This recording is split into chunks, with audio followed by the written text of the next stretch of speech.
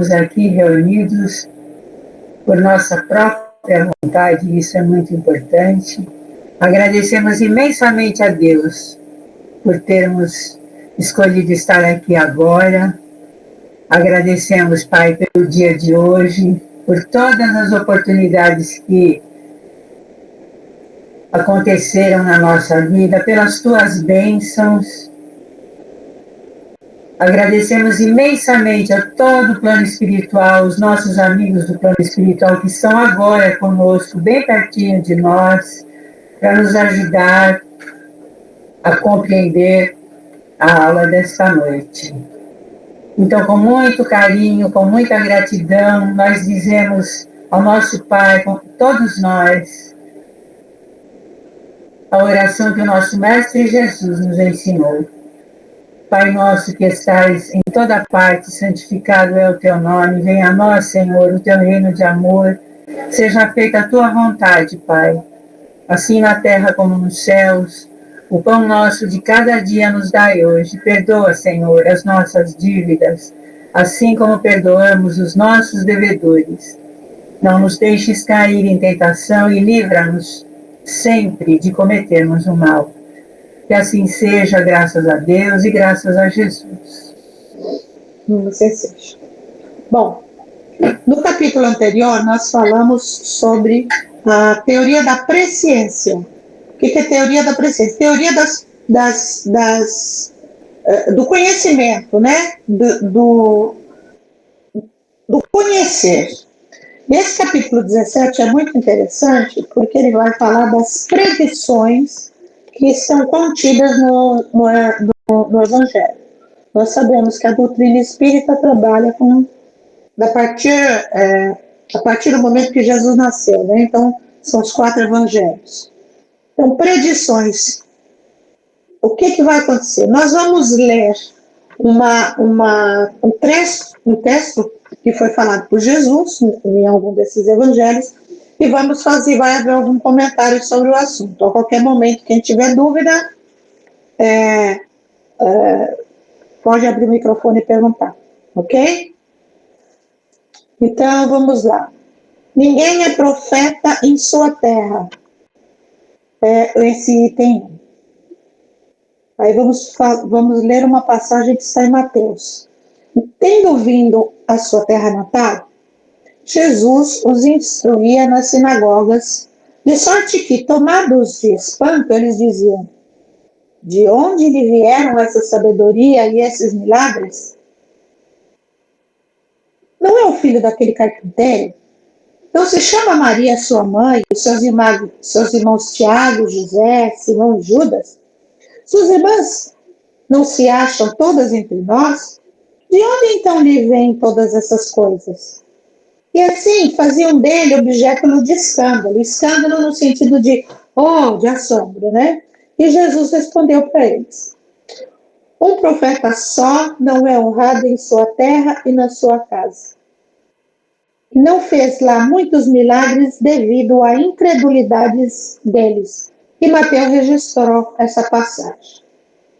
O que Jesus quis dizer com isso? Que nenhum profeta era reconhecido na sua terra, né? Nem na sua casa. Por essa forma, Jesus anunciou uma verdade que se tornou proverbial, que é de todos os tempos e à qual se poderia dar maior amplitude, dizendo que ninguém é profeta em vida. Na linguagem cotidiana, essa máxima se aplica ao crédito que alguém goza entre os seus e entre aqueles em cujo seio ele vive. A confiança que lhe inspira a superioridade do saber e de sua inteligência. Se ela sofre exceções, essas são raras, e em nenhum caso absolutas. O princípio de tal verdade decorre de uma consequência natural da fraqueza humana, e pode explicar-se assim. Quem está falando agora é Kardec, explicando o que Jesus quis dizer. O hábito de se verem desde a infância em todas as circunstâncias comuns da vida estabelece entre os homens uma espécie de igualdade material, que muitas vezes faz que a maioria deles se negue a reconhecer a superioridade moral de alguém que lhes foi companheiro, que comeu junto, que saiu do mesmo meio que ele, cujas primeiras fraquezas todos testemunharam.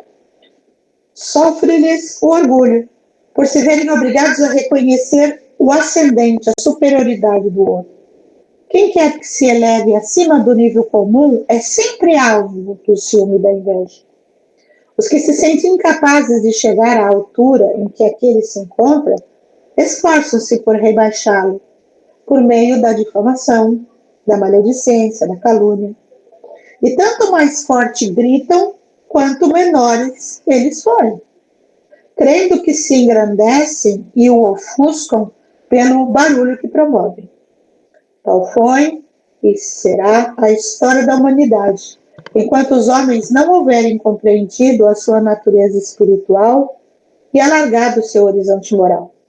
Semelhante preconceito, portanto, é próprio dos espíritos acanhados, vulgares, que tomam suas personalidades por modelo de todas as virtudes. Ou seja, ele está explicando que eles não reconheceram Jesus como um grande profeta, né, honrado, porque na realidade conviviam com ele desde pequeno, né? Tinham crescido com ele, tinham andado pelas ruas de Jerusalém com ele. Então, mas de onde vem toda a tua sabedoria? Ou seja, ele não era reconhecido entre aqueles que os viram crescer. E Kardec explica que isso é comum da fraqueza humana. Quando a gente convive junto com uma pessoa, nosso orgulho, na maioria das vezes, impede que a gente veja no outro a capacidade, o conhecimento, a inteligência. Então, daí a gente fica diminuindo essa pessoa para a gente se sentir menos pequeno, né? É isso que Kardec está dizendo aqui, que é comum da característica humana ainda, né? Querer diminuir o outro quando a gente está diante do conhecimento maior do outro. Fala, Edna. Não, eu só quero confirmar, assim, a gente parou no capítulo 17, é isso? Isso, capítulo 17, eu estou lendo o item 2. O texto está muito diferente do meu, está assim, muito... Não, na realidade eu estou botando sinônimos, tá? Ah, tá bom, porque está diferente. Eu falei, será que eu estou vendo o capítulo mesmo? Não, não. Umas coisas que bate, umas coisas que não... Sabe? Não, é assim mesmo. É porque assim, eu estou procurando colocar em palavras mais simples Tá certo. para Débora entender. Porque esse livro foi publicado em 1868, né, Débora? Então, às vezes, as palavras que a gente não está nem acostumado a usar. Então, eu estou procurando falar de um jeito mais simples. Ok? Edna, você pode continuar para nós, por favor? Sim, eu vou por outro lado, é isso? Isso, exato. Por outro lado, toda a gente em geral faz dos homens apenas conhecidos por seu espírito um ideal que cresce com o afastamento dos tempos e dos lugares. Eles são como que despojados da humanidade, ou seja, retirados dessa questão que a gente tem de humanidade, né? Parece que não devem falar nem sentir como o mundo, que sua linguagem e seus pensamentos devem estar constantemente na diapasão da sublimidade, ou seja, né, parece que estamos falando de santos, né? Sem cuidar que o espírito não poderia estar constantemente em estado de tensão e num perpétuo estado de superexcitação. No contato diário da vida privada se vê demasiado o homem material que nada distingue do vulgar, o homem corporal que impressiona os sentidos, apaga quase que o homem espiritual, que apenas impressiona o espírito de longe. Apenas se percebem os brilhos do gênio de perto, vê-se o repouso do espírito. Então, e a gente pode observar assim, bastante nos tempos que nós estamos vivendo agora. Isso é muito, muito real nesses tempos de agora, né? Antigamente tinha menos gente, tinha menos propagação das coisas, tudo era vinha mais devagar para o conhecimento da gente. Hoje em dia tudo é muito rápido. Então a gente vê uma sociedade, uma humanidade muito ainda presa às coisas da matéria, e muito dispersa e longe, como ele diz aqui, da coisa espiritual. Depois da morte, a comparação não existe mais. O homem espiritual permanece só e parece ser tanto maior quanto se afasta a recordação do homem corporal. Então, quando a gente morre, não tem mais essa questão da matéria. Aí é a questão da compreensão. Então, quem está muito ligado à matéria tem problemas, né? Isso porque os homens que marcaram sua passagem por obras de valor real são mais apreciados depois da sua morte que enquanto vivem. São julgados com mais imparcialidade, porque os invejosos e os ciumentos desapareceram. E os antagonistas pessoais não existem mais. A posteridade é um juiz desinteressado, que aprecia a obra do Espírito, aceita sem entusiasmo, aliás, sem entusiasmo sério, se ela for boa, rejeita sem ódio, se ela for má, feita abstração da individualidade que a produziu, ou seja, se olha a coisa que ele reproduziu com respeito. Mas não precisa endeusar ninguém, porque nós não precisamos endeusar ninguém, nem para um lado e nem acabar com ele do outro lado, né? Deixa a Lucimar ler agora um pouquinho, por favor. Lucineide. Lucineide, olha o que eu achei do Lucimar aqui. Desculpa, Lu. Tudo certo, imagina. Jesus podia escapar das consequências desse princípio inerente à natureza humana. Só um minutinho. Já um minutinho. Jesus não podia escapar, não é? Não, no meu tá, Jesus podia. Tá bom, então continua. Deixa eu ver se depois no final tá certo. Ó. Jesus podia escapar das consequências desse princípio inerente à natureza humana, já que vivia num meio pouco esclarecido e entre homens inteiramente mergulhados na vida material.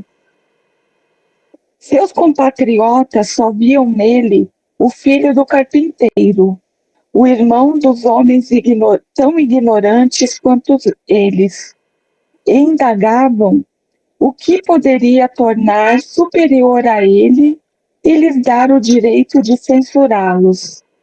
Por isso, quando Jesus comprovou que sua palavra tinha menos crédito entre os seus, que os desprezavam do que para os estranhos, ele foi pregar entre os que o escutavam, e no meio onde ele encontrava simpatia.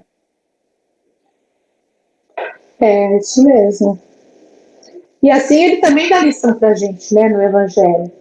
Olha, ele falou para os discípulos, saiam para pregar, mas se vocês chegarem em algum lugar e vocês forem recebidos com grosseria, vire as costas, bata o pó da sandália e vai embora. Vocês têm que ficar aonde tem pessoas que querem ouvir o que vocês têm para dizer. Ou seja, para não criar antagonismo, para não criar briga, né? Porque a doutrina dele não era essa, a doutrina dele era de paz. Se eu estou num lugar que não quer ouvir o que eu tenho a dizer, eu viro as costas e vou embora.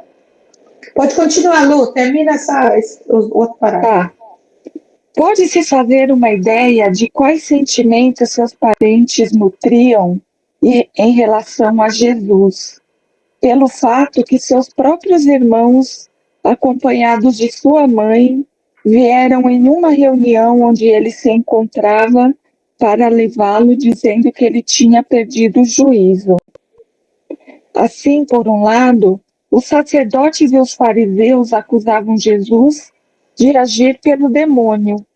Pelo outro, ele era taxado de louco pelos seus parentes mais próximos. Não é dessa forma que agem atualmente em relação aos espíritas? E estes devem se lamentar de não serem mais bem tratados pelos seus concidadãos do que foi Jesus?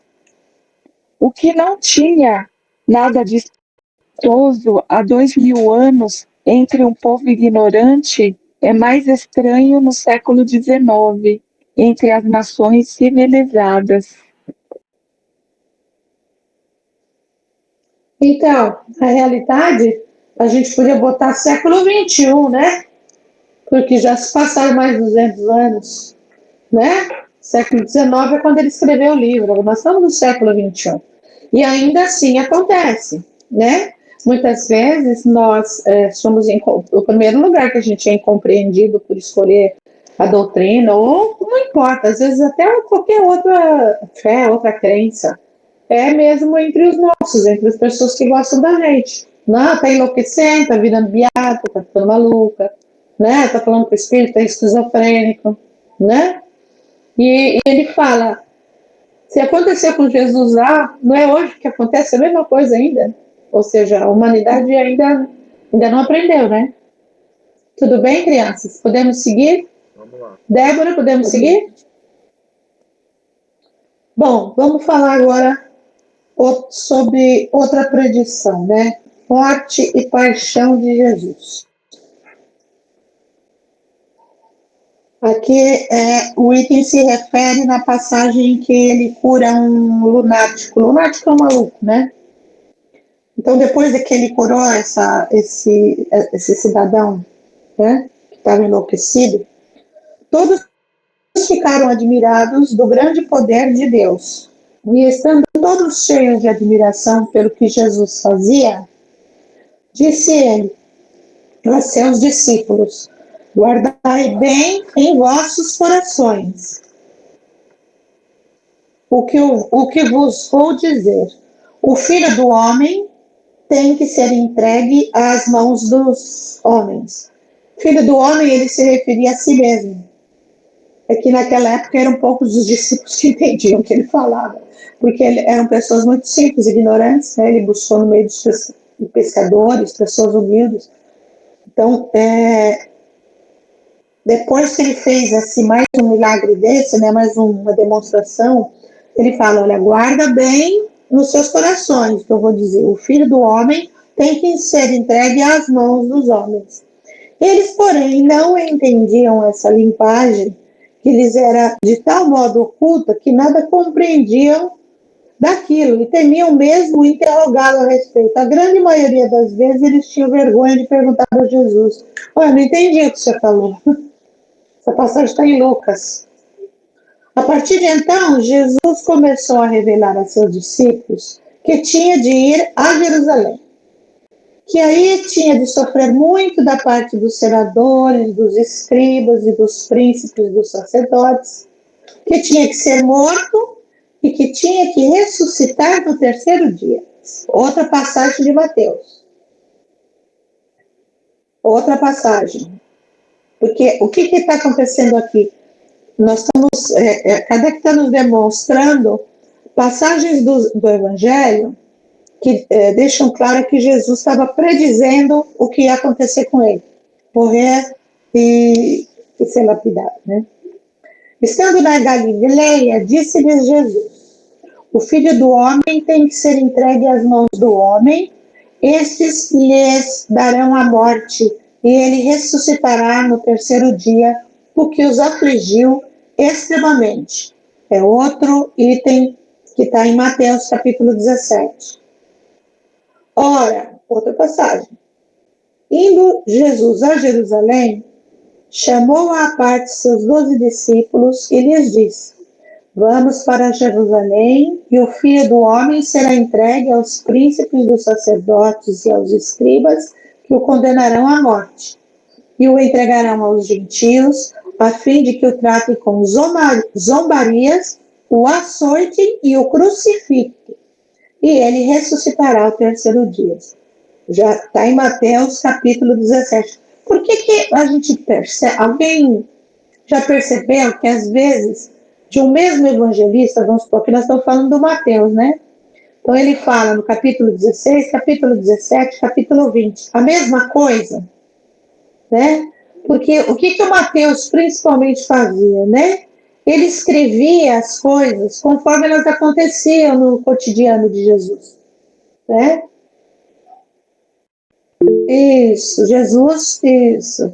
Ele se referia como filho do homem, como a sua dupla personalidade, vai, sua dupla pessoa, tá? Então, Mateus ia registrando no caderninho dele conforme as coisas iam acontecendo no dia a dia.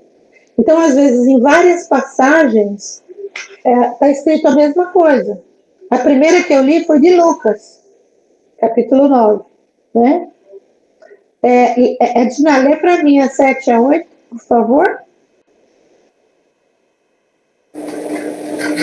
Em seguida, tomando de parte os 12 apóstolos, disse-lhes Jesus: Eis que vamos a Jerusalém, e tudo o que os profetas escreveram acerca do Filho do Homem vai se cumprir. Porquanto ele será entregue aos gentios, zombarão dele, açoitá-lo-ão e lhe escarrarão no rosto. Depois que o tiverem açoitado, matá-lo-ão, e ele ressuscitará ao terceiro dia. Mas eles nada compreenderam de tudo isso.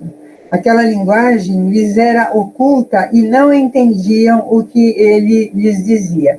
Na verdade, Jesus falava sempre por parábolas, né? Ou metáforas também, né? E eles não conseguiam compreender, né?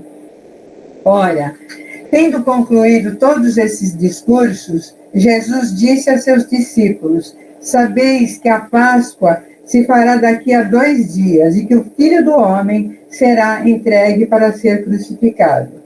Ao mesmo tempo, os príncipes dos sacerdotes e os anciãos do povo se reuniram na corte do sumo sacerdote chamado Caifás e entraram a consultar-se mutuamente à procura de um meio de se apoderarem habilmente de Jesus e de fazê-lo morrer.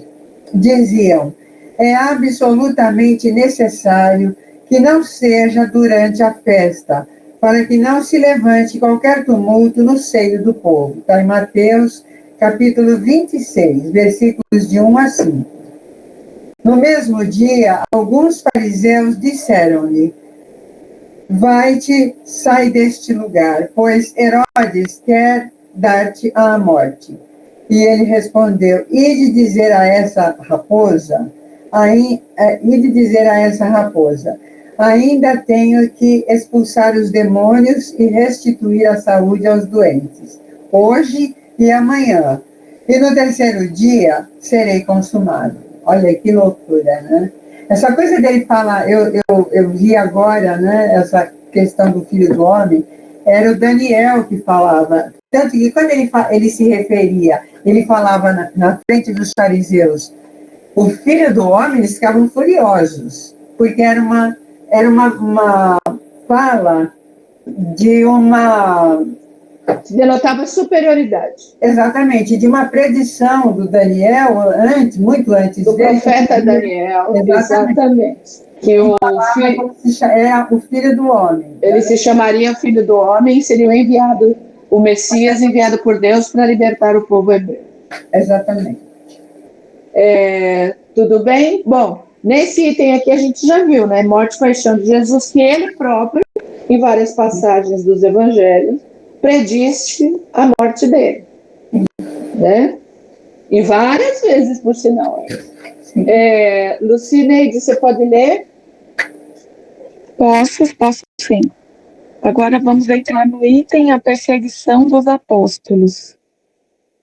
Guardai-vos dos homens, porque eles vos farão comparecer nas suas assembleias, e eles vos chicotearão nas suas sinagogas. Vós sereis levados por minha causa aos governantes e aos reis, para lhes dar testemunho, bem como às nações. Isso também está em Mateus, capítulo 10, versículos 17 a 18.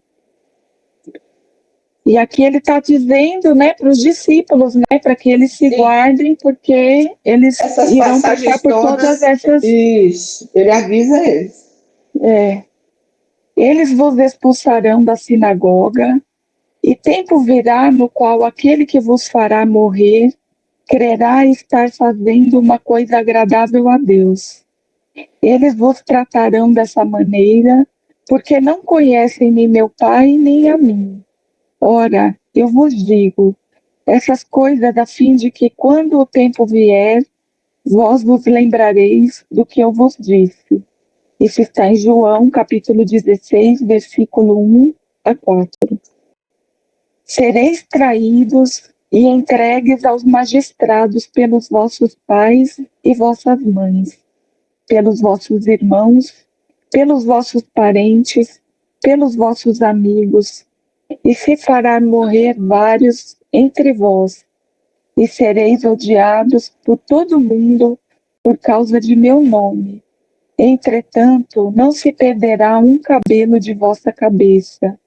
É por vossa paciência que possuirei vossas almas. Isso está em Lucas, capítulo 21, versículo 16 e 19. Martírio de São Pedro. Em verdade eu vos digo, quando éreis mais moços, vós vos cingieis a vós mesmos e ieis onde querieis, mas quando for de velhos, estendereis vossa mão, e outros vos cingirá, e conduzirá para onde não desejareis. Ora, ele dizia isso para frisar com que tipo de morte Pedro deveria glorificar a Deus. Isso está em João, capítulo 21, versículo 18 e 19. Então, Sabe, Mari, eu estava... pode falar, eu ia falar. só fazer um comentário que eu estava lendo aqui e estava pensando, né? Que todos aqueles que seguirem a Deus, né? Que eles iriam passar por essas provações. E me faz pensar, fazendo uma analogia com os tempos de hoje, né? Que todos nós, quando a gente resolve, de fato, assume esse compromisso de seguir ou buscar minimamente seguir esses exemplos que Jesus nos deixou, a gente ainda vivencia isso. Eu estou dizendo isso porque hoje, quando eu estava ouvindo uma palestra de uma psicóloga falando sobre o suicídio, o quanto é difícil no dia de hoje a gente, de fato, ser caridoso, quando, na verdade, quando a gente resolve ser caridoso, muitas vezes a gente é chamado de besta, de que a gente só vai ter em troca uma punhalada quando a gente resolve estender a mão para um irmão. O quanto isso ainda se faz presente, porque às vezes a gente fica vendo, né, lendo o Evangelho e a gente vê essas coisas. É claro que naquela época as coisas se deram de uma forma mais violenta, mais brusca, mas hoje ela é de uma forma tão sutil e muitas vezes tão velada, que a gente precisa ter muita coragem hoje para a gente, de fato, buscar seguir esses exemplos que Jesus deu, sabe? De poder perdoar, de poder, sabe, compreender a fragilidade do outro, de compreender que o outro, ele ainda não consegue ter esse entendimento que minimamente ainda muito pequeno, hoje eu tenho, mas que o outro ainda está num estágio ainda que ele não consegue compreender essas coisas, sabe? Eu estava lendo e estava pensando sobre isso. Muito bem. Lendo e já interpretando. Nossa preletora, muito bem. Essa passagem aí são uma, duas, três, quatro passagens dos evangelistas do Evangelho, né? Mateus, João, Lucas e outra de João. Onde Jesus falou para eles que eles vão sofrer perseguições por causa dele. Se preparem, porque a vida de vocês não vai ser fácil. Vocês vão ser caluniados, vocês vão ser entregues à justiça pelos seus pais, pelas pessoas queridas que vão, né, entregar vocês vão sofrer mortes dolorosas, né? Mas eu garanto que a alma de vocês vai se perder. né? E esses ensinamentos são bem atualíssimos mesmo. Por isso que a gente fala que é muito difícil, mas a gente precisa insistir, né, na nossa transformação moral, para a gente ser pessoas boas, para a gente ser seres do bem, para a gente fazer o melhor que a gente puder hoje, que amanhã não sei se eu vou acordar, né? Se eu vou acordar lá aqui ou lá, eu tenho que fazer o melhor que eu puder hoje, porque não me importar com o que os outros pensam e dizem de mim, porque a gente não vai ter, nós vamos ter muito mais desafetos do que pessoas que concordam conosco, né? Ah, você é tonto, esse cara é bom, coitado, todo mundo faz o que quer dele. Então, esse cara é o que Jesus queria.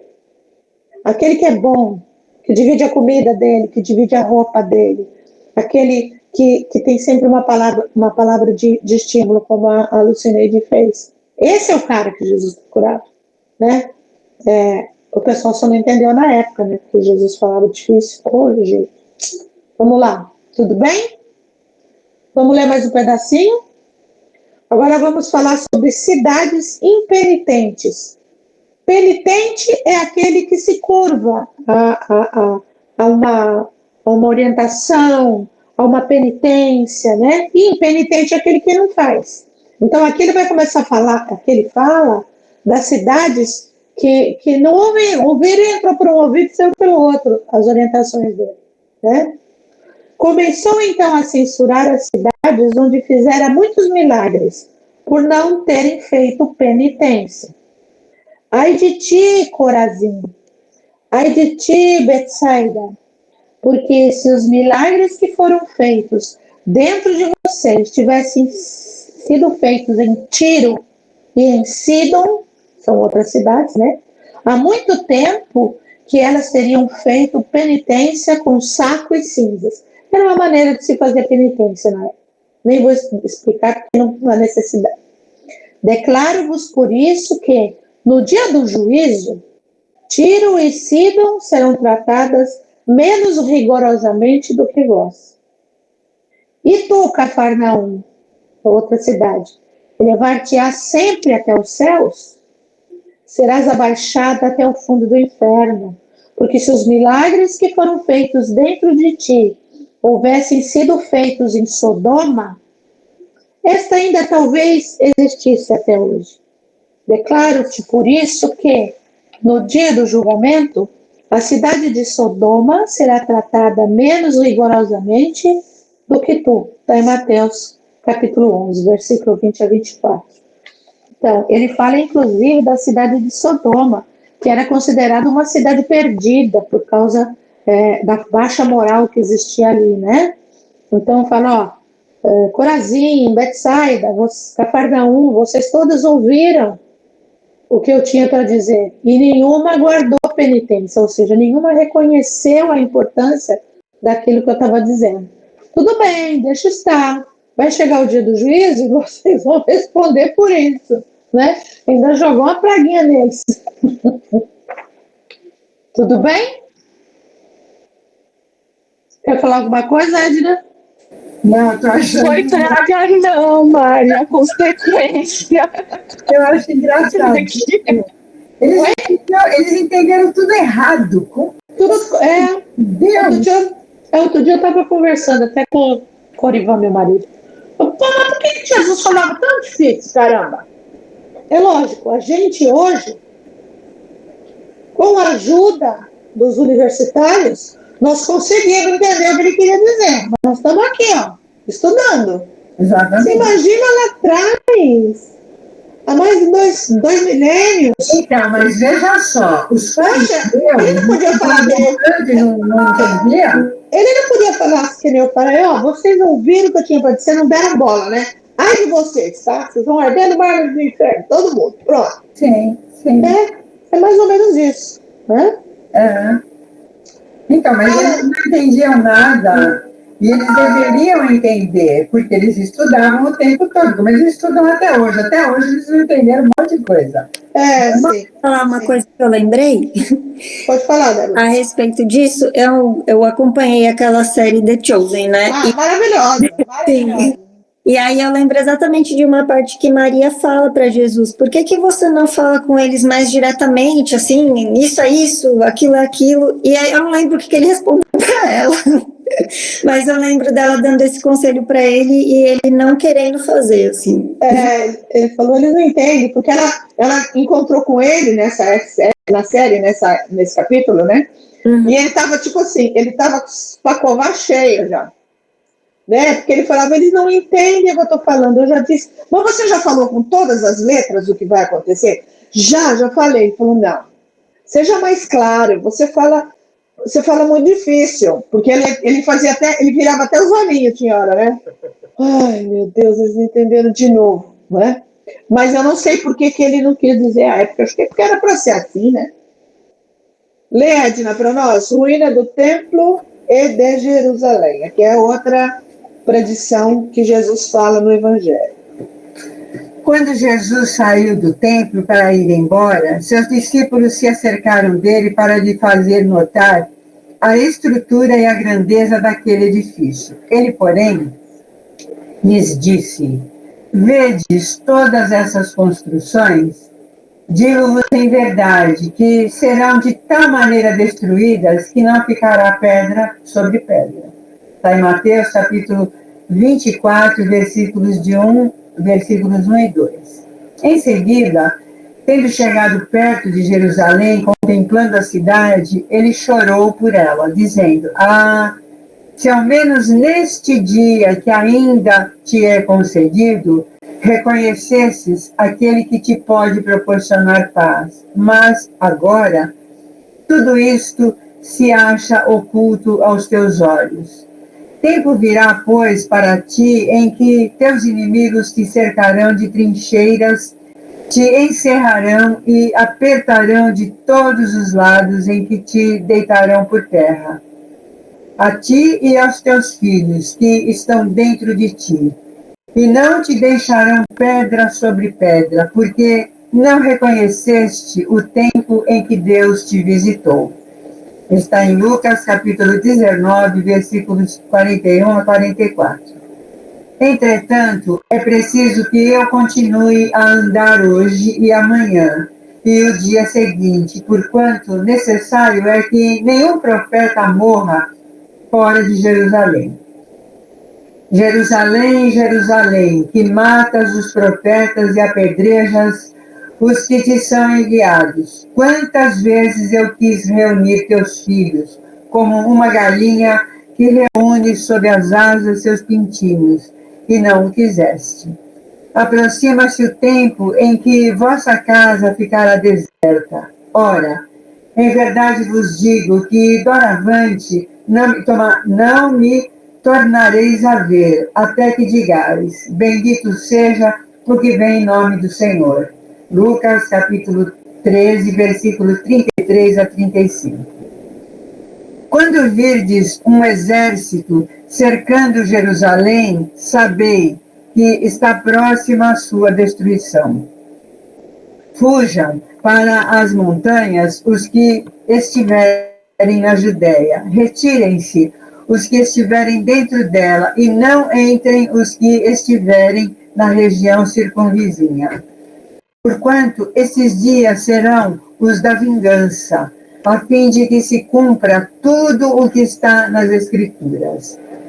Ai das que estiverem grávidas nestes dias, visto que este país será acabrunhado de males e a cólera do céu cairá sobre este povo. Serão passados a fio de espada, serão levados em cativeiro para todas as nações. E Jerusalém será calcada aos pés pelos gentios, até que se haja cumprido o tempo das nações. Lucas 21, versículos 20 e 24. Jesus caminhando para o suplício, ora, acompanhava-o grande multidão de povo e mulheres a bater nos peitos e a chorar.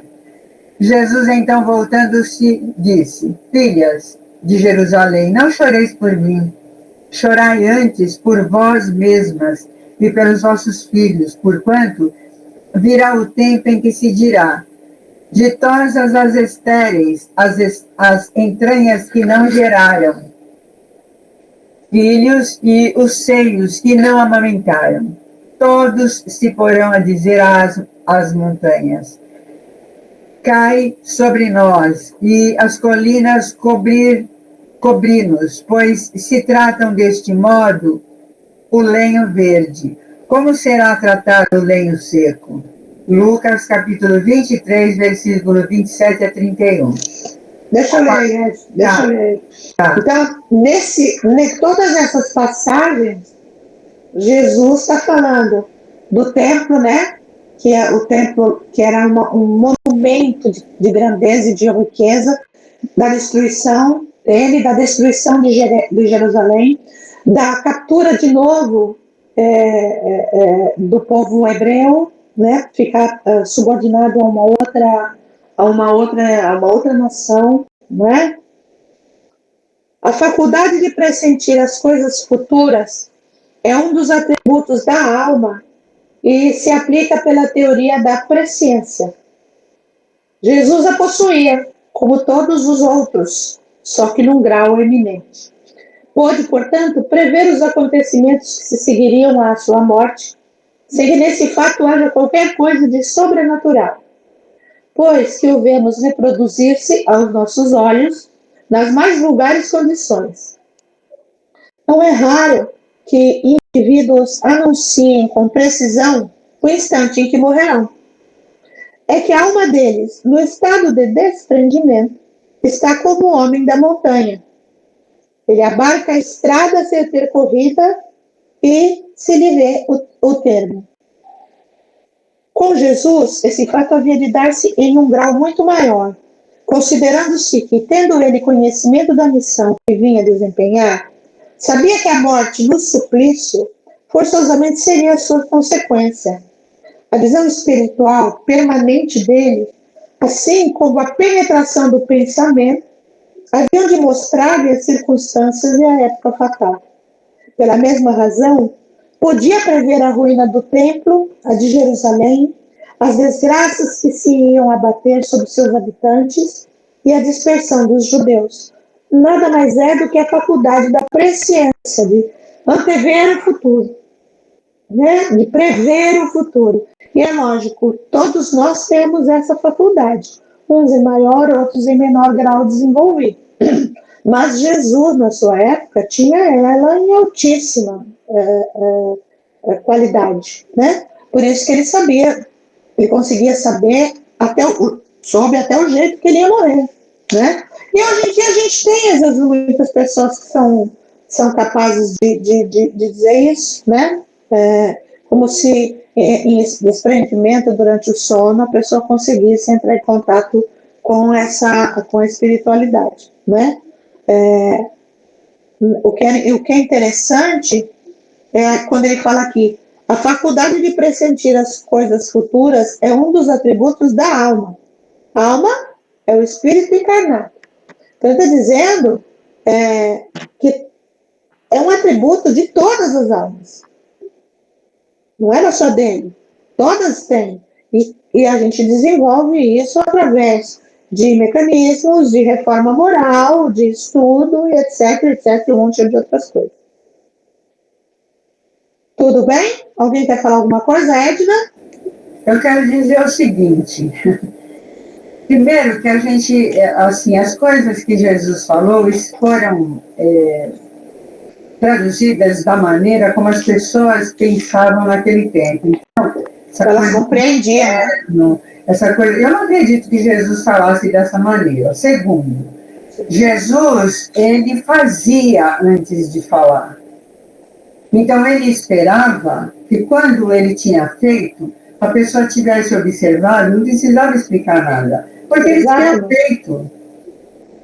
E a gente fica preso na palavra, e não é a palavra. Exato. Até hoje o homem é preso na palavra. Exatamente. Quando na realidade é o exemplo que ensina. Sim. É o exemplo sempre que ensina. E o que ele veio fazer? Naquela época ele já fazia assim, ele demonstrava o que ele estava dizendo.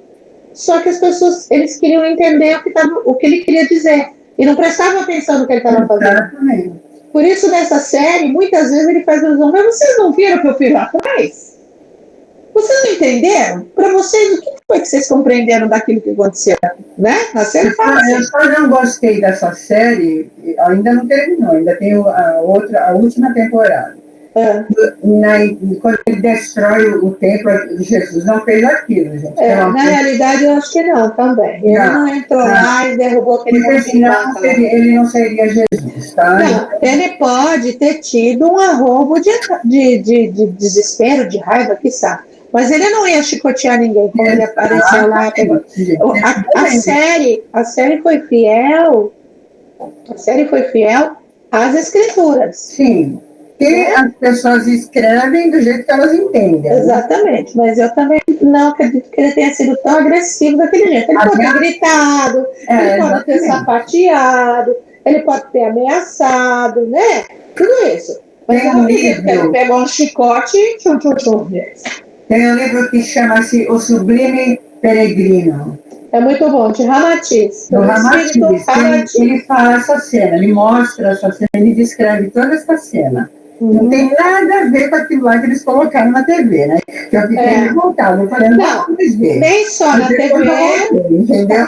Nem só na TV, nem como o que está na Bíblia.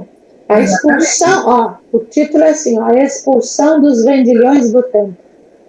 Exatamente. A gente precisa estudar para a gente ter fé raciocinada, porque a doutrina espírita não tem dogma. Dogma é uma verdade que a gente tem que aceitar, mesmo sem entender. Por quê? Por que é assim? É porque é assim e acabou. Não, o espiritismo não tem isso. Tudo tem que ser raciocinado, tem que ser compreendido. E enquanto eu não compreender, eu tenho que questionar. Exatamente. Eu tenho que perguntar, eu tenho que estudar. E assim nós terminamos mais uma terça-feira de estudos. Até a próxima terça-feira no mesmo bate-hora e bate-canal. Edna, faz a prece para a gente de encerramento. Então, obrigada a todos vocês, viu, queridos? Agradecemos a Deus por mais esses momentos de aprendizagem, por todas as lições e por tudo que a gente discutiu, que é muito importante a gente discutir, a gente se esclarecer. Isso é extremamente importante para a nossa alma. E a gente vai compartilhar um pouco disso, dessa alegria que a gente recebeu agora com o conhecimento. Então a gente vai vibrar pela paz do universo, por todas as moradas da casa do Pai, pelo nosso planeta azul, por toda a humanidade que está tão doente neste planeta, mas que, com certeza absoluta, tudo há de se curar. Vibramos pelos doentes, em todos os cantos do mundo, por aqueles que estão em UTIs, em estados críticos de doença. E te pedimos, Pai, se for da tua vontade, que eles possam ter sua saúde física restituída. Vibramos pelas famílias do mundo inteiro, por aquelas que vivem em desacordo, em desunião, em violência. Que todos possam compreender a importância da família, e que possam se entender e ter boa vontade.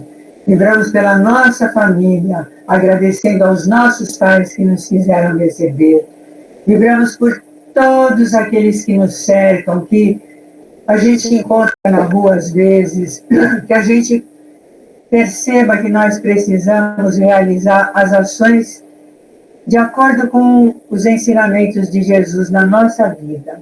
Que a gente, como na hora que começou a nossa aula, que a Mari estava falando, que a gente não precisa discutir com ninguém. Se o outro não quer compreender, não quer entrar em acordo, que a gente não discuta, que a gente se silencie, que a gente leve sempre a paz onde quer que a gente vá. Então a gente vibra para que haja amor, para que haja luz, para que aqueles países que estão em guerra, que eles percebam a importância da paz, a paz que deve primeiro estar dentro deles.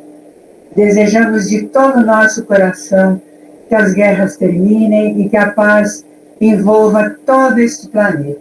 Graças a Deus e graças a Jesus.